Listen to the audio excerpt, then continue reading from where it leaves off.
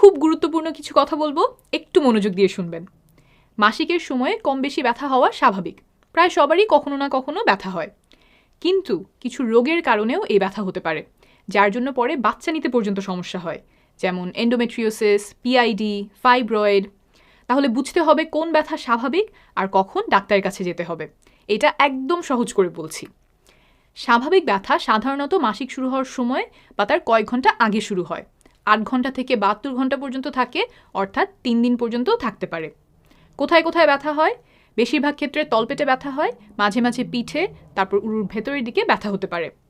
একটা মেয়ের যেই বয়সে মাসিক শুরু হয়, দেখা যায় তার 6 মাস থেকে 1 বছরের মধ্যেই এমন ব্যথা শুরু হয়েছে।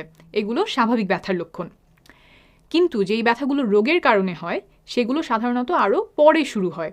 যেই বয়সে মাসিক শুরু হয়েছে তারও বেশ কয়েক বছর পরে গিয়ে মাসিকে ব্যথা শুরু হয়। তারপর ব্যথা তো প্রথম কয়েকদিন পরে বন্ধ হয়ে যাওয়ার কথা, সেটা না হয়ে মাসিক যত আগায় ব্যথা তত বাড়তে পারে।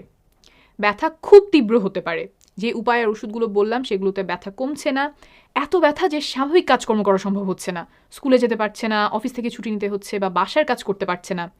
এত তীব্র ব্যথা হওয়া স্বাভাবিক না, অবশ্যই একজন গাইনোকোলজিস্ট দেখাবেন।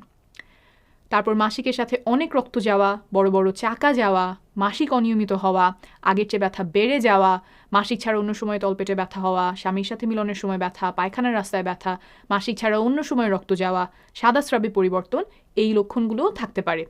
এসবের কোনো একটা লক্ষণ যদি আপনার থাকে, তাহলে অবশ্যই একজন চিকিৎসকের শরণাপন্ন হবেন।